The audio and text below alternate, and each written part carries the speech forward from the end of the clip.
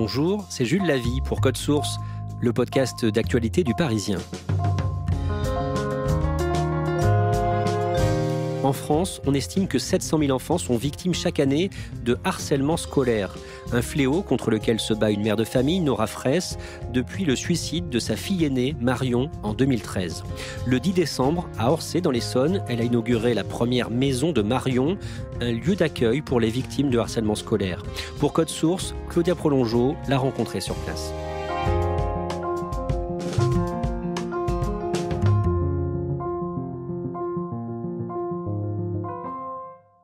L'endroit est aussi accueillant que les gens qui l'animent. À la maison de Marion, située à 300 mètres de la gare d'Orsay où s'arrête le RER B, tout a été fait pour qu'on se sente bien immédiatement. Et ça fonctionne. Quand on entre, on tombe nez à nez avec un renne, grandeur nature, sur les bois duquel on peut accrocher notre manteau. Puis on pénètre dans la pièce principale, inondée de lumière grâce aux grandes fenêtres qui donnent sur une forêt. Le canapé est d'un gris profond. Il y a un fauteuil bleu pétrole et deux autres très stylisés en bois. Des plantes vertes sont réparties un peu partout et une orchidée est posée devant une grande photo de Marion. Une fois les présentations faites, Nora m'invite à m'installer avec elle dans la salle de réunion. Je lui demande si elle aussi, elle a déjà été victime de harcèlement scolaire. Je dirais pas que j'ai subi du harcèlement scolaire. Je l'ai pas pris comme ça. J'avais une maîtresse qui m'avait mis du scotch sur la bouche pour me faire taire. Parce que, en tout cas, moi, je sais que je parlais beaucoup et que je parle encore beaucoup. Je suis très bavarde. Je pense que j'ennuyais la maîtresse et je dérangeais le reste du groupe. Et un jour, je suis rentrée chez moi et j'avais des boutons autour de la bouche. Et je me souviens de ma maman qui m'avait dit « Mais qu'est-ce que c'est que ces boutons autour de la bouche ?» Et moi, je lui ai dit « Mais tout naturellement, c'est la maîtresse qui m'a mis du scotch pour me faire taire. » Et j'ai vu dans les yeux de ma mère à la fois de la stupeur et de la colère. Et le lendemain, elle est allée à l'école pour expliquer que ça ne se passait pas comme ça. Après, je suis bavarde, Je sais que pour les professeurs, c'est très, très compliqué. Mais moi, j'adore les enfants qui parlent. Donc, vous verrez, c'est une grande qualité. Ça nous aide à défendre aussi des causes, le bavardage. Voilà, faire du bruit, ça fait du bien aussi.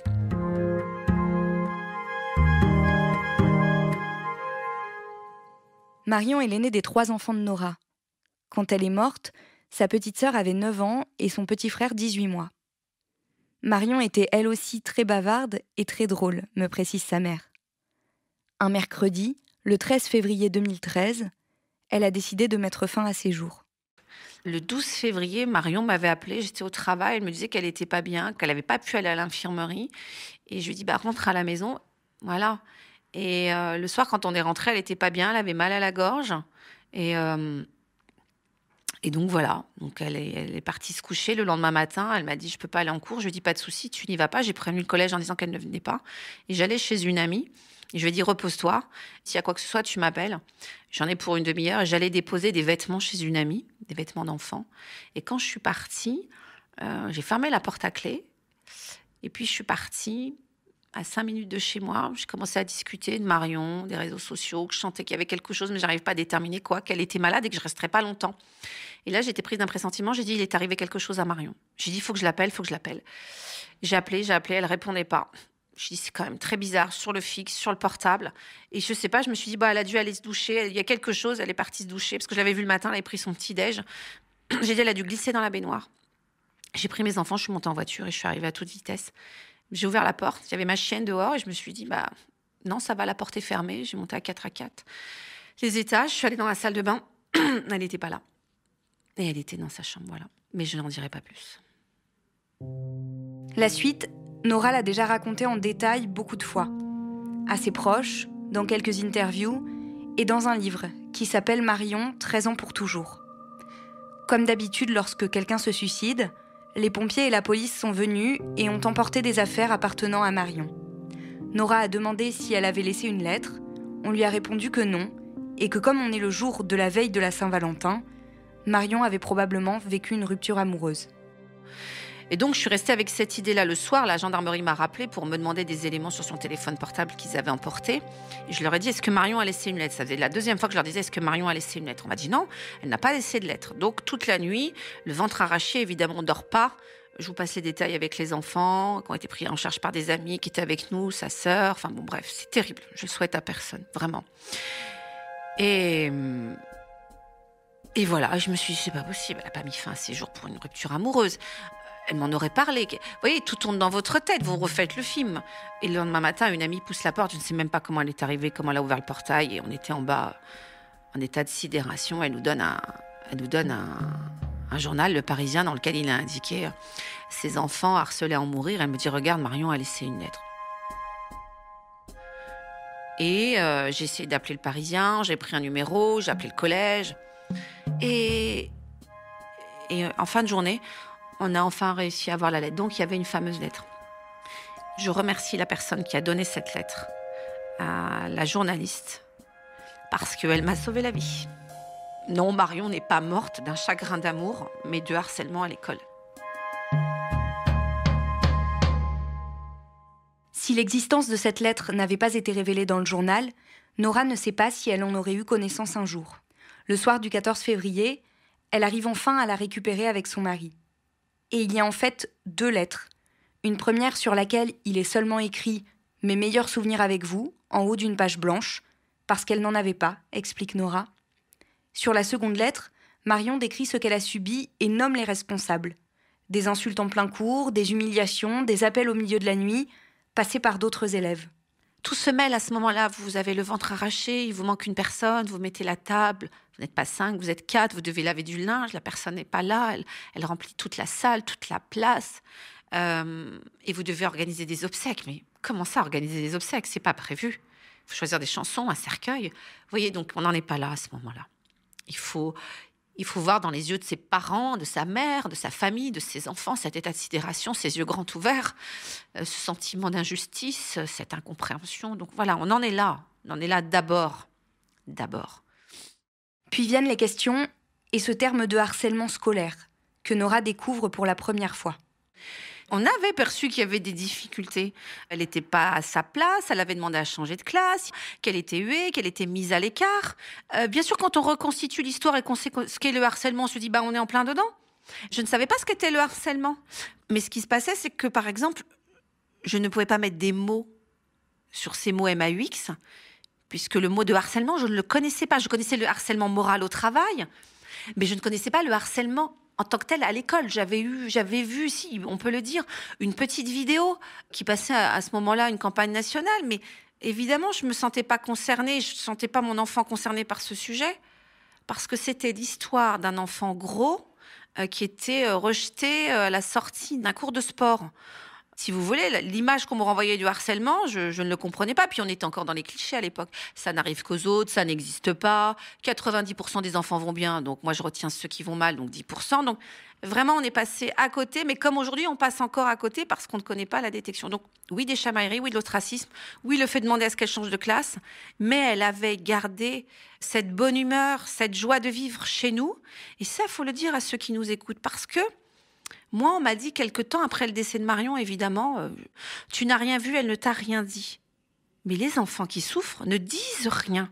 Donc, c'est pas la peine de rejeter encore cette faute sur les parents, de la même façon que des enfants qui commettent des choses comme ça n'en parlent pas non plus. Donc, les parents d'agresseurs et de harceleurs ne le savent pas non plus. Et quand ils le savent, parfois, certains aussi tombent de leur chaise en disant « mais c'est pas ces valeurs-là, c'est pas ce que je veux pour mon enfant, c'est pas l'éducation que je veux transmettre ».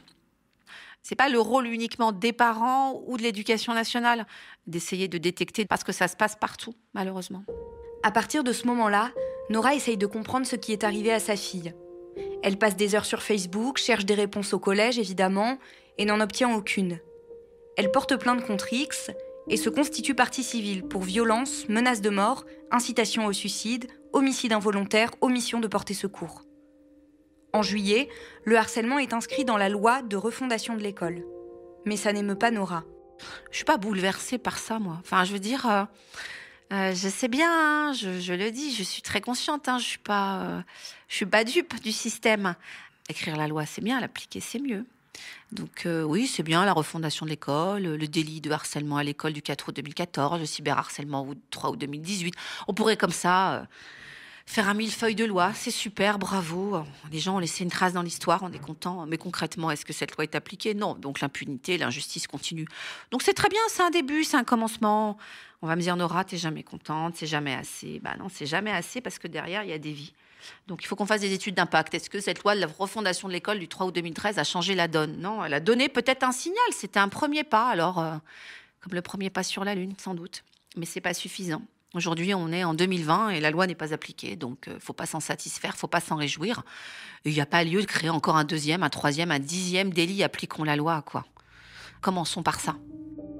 En fouillant un peu plus sur le harcèlement scolaire, Nora ne trouve rien.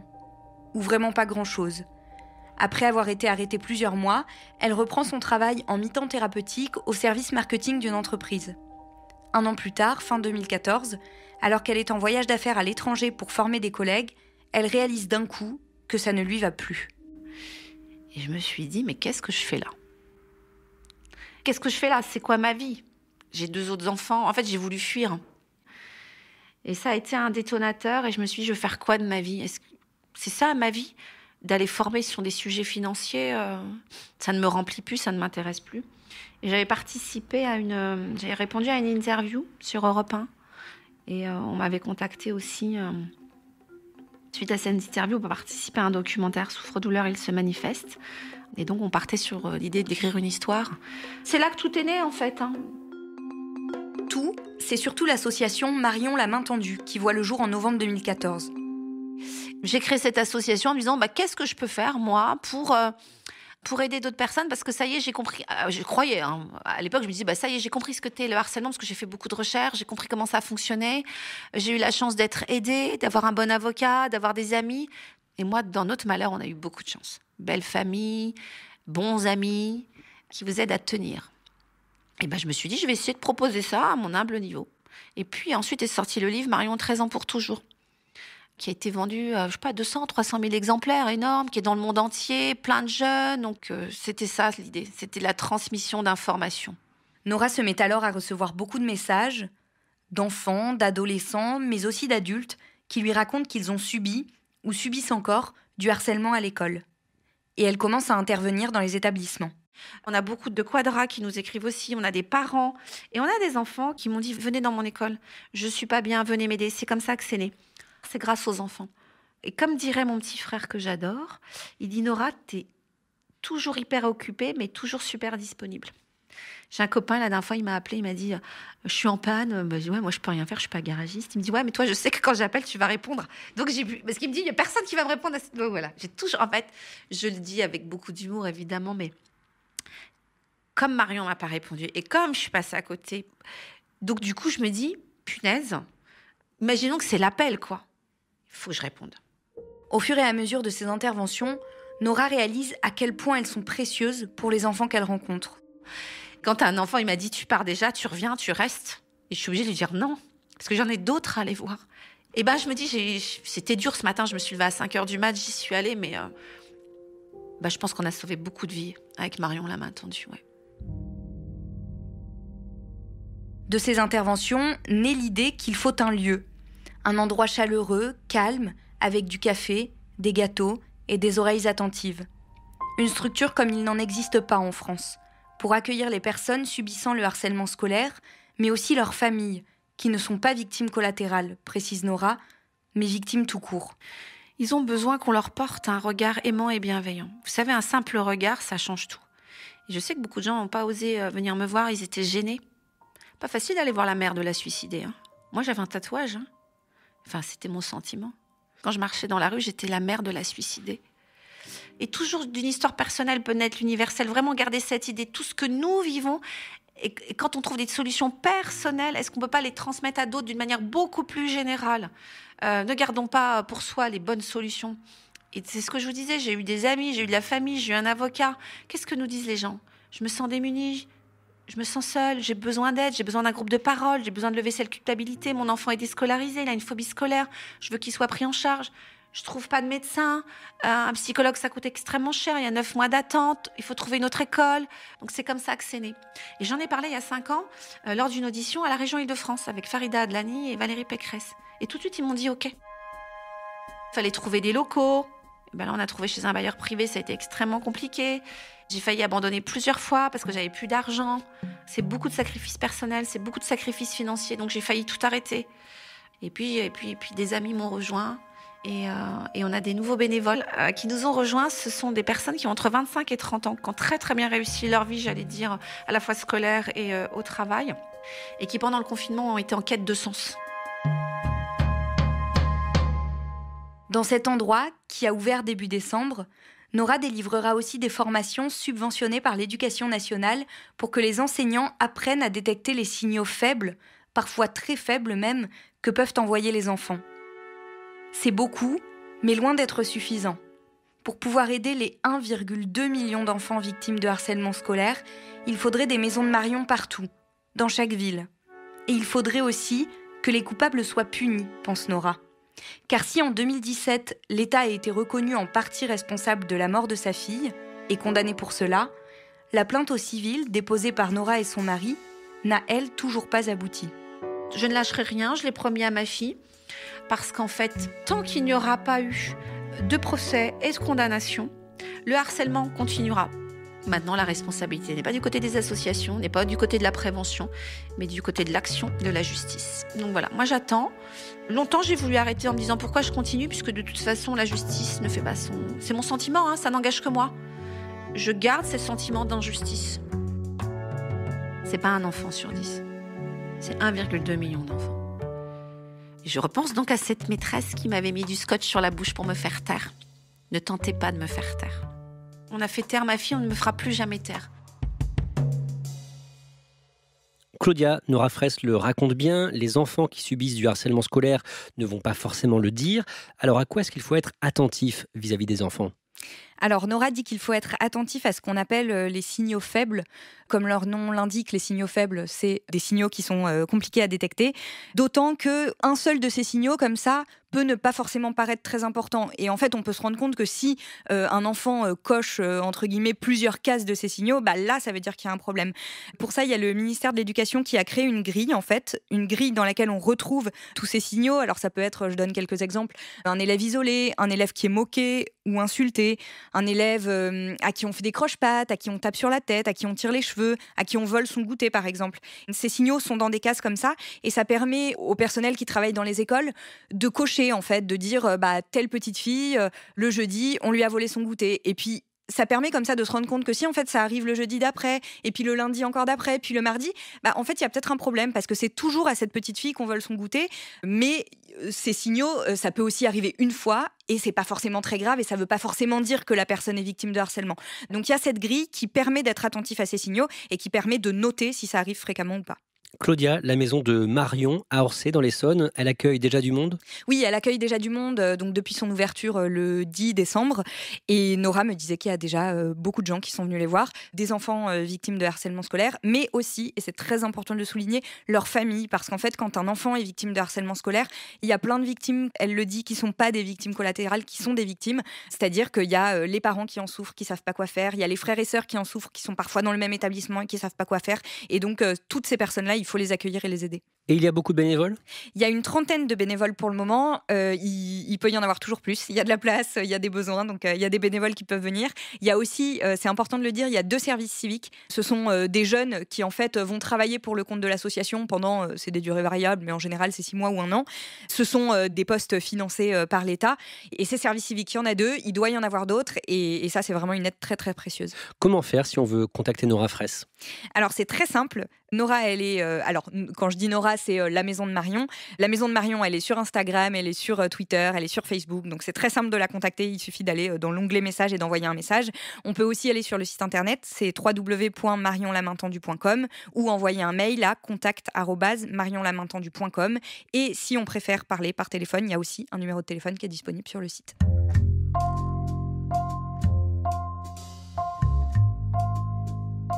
Merci Claudia Prolongeau. Cet épisode a été produit par Thibault Lambert et Nathan Châtelain. Réalisation Alexandre Ferreira. Code Source est le podcast d'actualité du Parisien, disponible chaque soir du lundi au vendredi.